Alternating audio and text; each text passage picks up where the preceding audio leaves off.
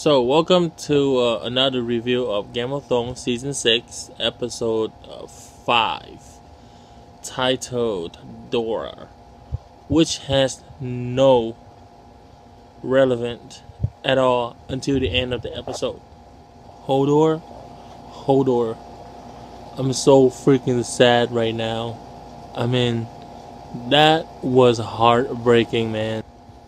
So a lot of this whole episode was setting up, but I like it. Like it's not useless setting up where it's not gonna pay it off in like another season of 5 episodes. For sure that whatever they are trying to set up right now, it's gonna get resolved within the next episode or 2 at the most. So we are with Sansa, and she meets up with Peter Baelish, Littlefinger, and I don't know, like I would have killed him if I were Sansa. I would have had Brienne kill him, but I guess he does have his little grip on her, even without her acknowledging it. So anyway, he told her that her uncle, Blackfish, has gathered an army in the River Run. Now, I like Blackfish. I haven't seen him since the Red Wedding, and I thought it was shady that Littlefinger is trying to point her in that direction, because he's trying to give her. It seems too good to be true. Anytime it seems too good to be true with Littlefinger, I'm just like, oh shit. What is significant about this is that Sansa did lie to Jon, because later on in the meeting, she told him that her uncle has an army that could join up with Jon Snow and help him fight against the Bolton. And he asked her how she knew about it, and she said, yeah, she kind of found out on her own when she was under Littlefinger, and she never told Jon that she met up with Littlefinger. So I'm like, I wonder where this is gonna go, And I thought it was interesting. On the side note though, Brienne and Tormund Giantsbane, freaking hilarious, and it's cute, man. It's funny, So that aside, I to be honest, you can tell I'm a little bit not energetic today. My hair's all woofy, messed up, and everything. That's just because I'm sad. Like, I'm gonna just go ahead and jump right to the north, the werewolf tree, the three-eyed raven, or whatever, like. Oh man. So anyway, Bran is trying to have one of those flashbacks again, and I guess he did not want the three-eyed raven to be looking over his shoulder, so he made sure that he was sleeping before he touched the root of the tree to go back in time. And this time he went way back, like further back to like the beginning of time with the children, And it turns out that it was actually the children that created the White Walker. I know, mind blown, right? So it was like, shit, I had no idea. So they actually created something that is pure evil.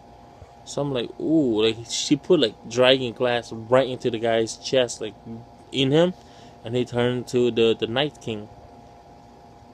Anyway, but fast forward a little bit. Bran stayed in the flashback for too long, right? And I'm like, oh shit. Because you see him looking at all the White Walkers and it's fine, and then all of a sudden she sees the White Walkers, the Night King, and he looked at her, looked at Bran, like straight up just looked at him, and then all of the zombies just like start looking his way, and I'm like, are they seeing you, Bran? Like from the past, are they seeing you? And then the Night King grabbed him by his hand, like physically grabbed him.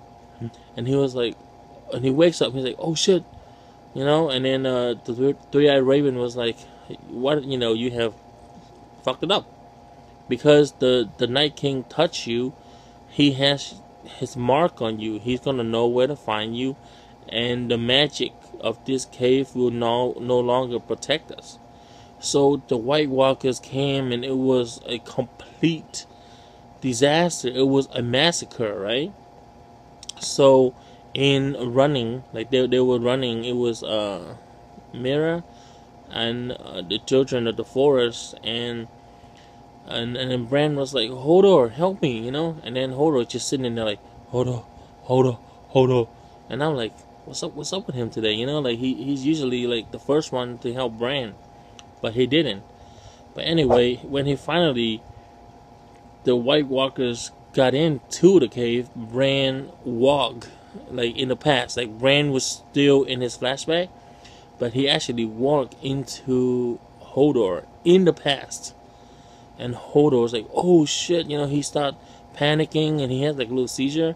And that's when he lost his voice, because that thing dramatized him so much. And Rand was the one that caused him to not talk anymore. That's like mind blown. Like, I'm trying to be like excited right now, but I'm just so mind blown and sad, right? So anyway, Rand walk into Hodor, and he helps Bran escape. They got out of the cave, but the zombies were coming anyway, so somebody has to hold the door. So Mira was like, Hodor, please stand there, just hold the door, and he's standing there, right? And you can see like Hodor now and Hodor in the past, like the young Hodor, Willis, and he was like, hold the door, hold the door, hold the door. And then Bran just like running away.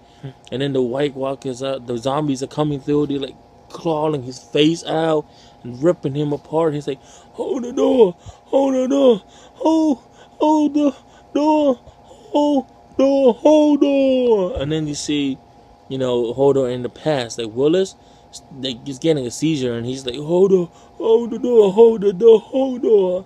And then I'm like, that is one of the most shocking and just heartbreaking review of this whole series, I think. I'm just like, man, like Hodor is one of those characters where he's perfectly good. He's good just for the sake of being good.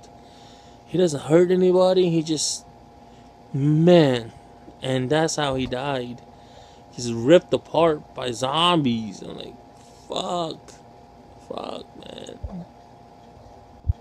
Well, anyway, I don't even know if I want to do any kind of follow up or anything with this. With this episode, it's slow and steady, right? The beginning of the first half of the episode felt much like a build up, and the last half of the episode was just, it's amazing, it's sad, but it's just amazing.